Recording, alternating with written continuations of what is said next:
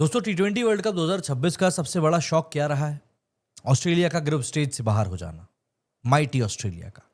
और इस एग्जिट ने एक पुराना सवाल फिर से खड़ा कर दिया है कि क्या स्क्वाड सिलेक्शन कंडीशंस के हिसाब से ही हुई थी या फिर एक फिक्स टी20 टेम्पलेट के हिसाब से हुई थी।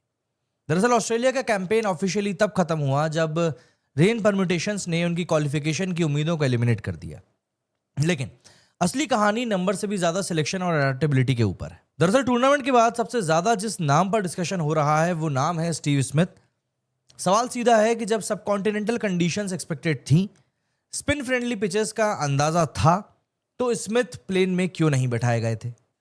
माइकल वॉन ने इस बात पर खुलकर सवाल उठाया और उनका कहना था कि जिस तरह स्मिथ ने बिग बैश में परफॉर्म किया, ऑलमोस्ट 300 रन 60 की एवरेज से 168 का स्ट्राइक रेट, उसके बाद उन्हें इग्नोर करना समझ से परे है। डैरन लेहमन ने भी इस बात को सपोर्ट किया कि ऑस्ट्रेलिया ने पावर हिटिंग प्रोफाइल्स पर ज्यादा भरोसा किया, जबकि मिडिल ओवर्स कंट्रोल के लिए एक स्पिन मैनिपुलेटर की जरूरत होती है। एंड यहीं पर मैच का पैटर्न समझना जरूरी भी है। दरअसल ऑस्ट्रेलिया जब नई बॉल हार्ड होती है तब कंफर्टेबल दिख रही थी, पावर प्ले में शॉट्स निकल रहे थे, लेकिन जैसे ही गेम स्लो हुआ, पेस ऑफ आया, स्पिन इंट्रोड्यूस किया, वहां पर उनकी बैटिंग बहुत ही कमजोर सी पड़ गई। मिडिल ओवर्स में कोलैप्स पैटर्न बार बार दिखाई दिया। स्मिथ का गेम इसी फेज के लिए बना है। वो हाई रिस्क स्लॉग प्लेयर नहीं है, लेकिन वो स्पिन को मैन्यूवर करते हुए, एंगल्स यूज करते हुए रोटेट करते हैं स्ट्राइक को। मॉडर्न टी20 में हर ओवर छक्का मारना जरूरी नहीं होता है, कंट्रोल भी एक स्ट्रैटेजी होती है, स्पेशली अगर पिच उसकी डिमांड कर रही हो। ऑस्ट्रेलिया के स्क्वाड कंस्ट्रक्शन ज्यादा इंपैक्ट हिटर्स मॉडल पर बेस्ड था।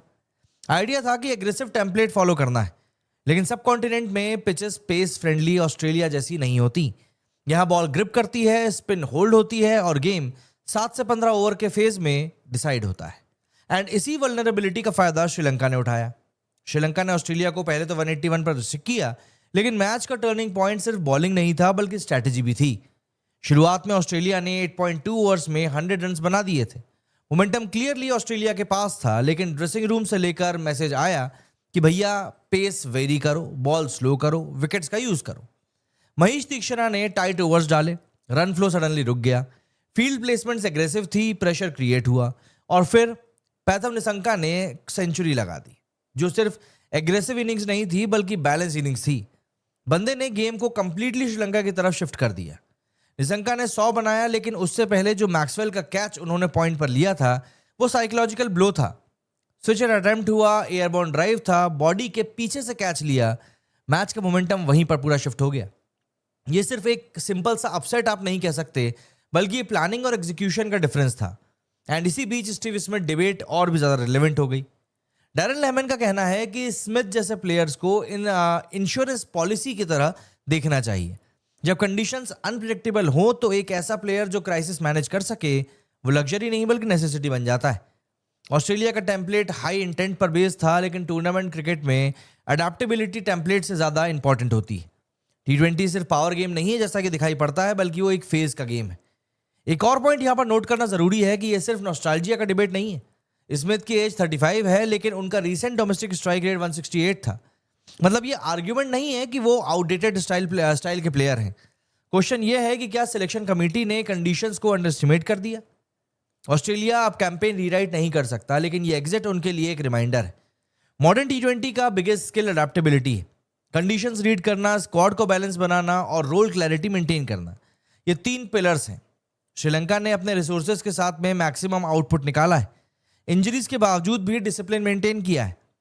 ऑस्ट्रेलिया ने फायर पावर चूज किया, श्रीलंका ने स्ट्रक्चर को चूज किया, और टूर्नामेंट क्रिकेट में स्ट्रक्चर अक्सर फायर पावर को ओवरशैडो कर देता है। अब सवाल यह नहीं है कि स्मिथ होते तो ऑस्ट्रेलिया जीत जाता। सवाल यह है कि क्रिकेट हाइपोथेटिकल से नहीं चलता है। लेकिन यहां पर एक बात इंपॉर्टेंट हो जाती है कि जब आप स्पिन फ्रेंडली रीजन में खेलने जा रहे हो तो अपने बेस्ट स्पिन प्लेयर को स्क्वाड में आखिर क्यों नहीं रखते? ऑस्ट्रेलिया हिस्टोरिकली स्ट्रॉन्ग साइड रही है, लेकिन इस एग्जिट ने एक मैसेज क्लियर दे दिया है कि टी20 इवोल्यूशन के साथ स्क्वाड थिंकिंग भी इवॉल्व करनी पड़ेगी। एक गलत रात टूर्नामेंट खत्म कर सकती है, लेकिन एक गलत फैसला फिलॉसफी पूरा का पूरा कैंपेन डिस्टर्ब कर सकता है। एंड इस बार डिबेट सिर्फ रिजल्ट की नहीं, अप्रोच की भी है। ऑस्ट्रेलिया को अब रीथिंक करना होगा, क्या उनका टी20 मॉडल यूनिवर्सल है या कंडीशन स्पेसिफिक प्लानिंग की जरूरत है। ये टी20 वर्ल्ड कप 2026 का सबसे बड़ा लेसन है। पावर से ज्यादा जरूरी है कंट्रोल, इंटेंट से ज्यादा जरूरी है अवेयरनेस और रेपुटेशन से ज्यादा जरूरी है अडेप्टेबिलिटी। एंड इसी बेसिक सी बात के ऊपर फ्यूचर का टूर्नामेंट भी डिसाइड होगा।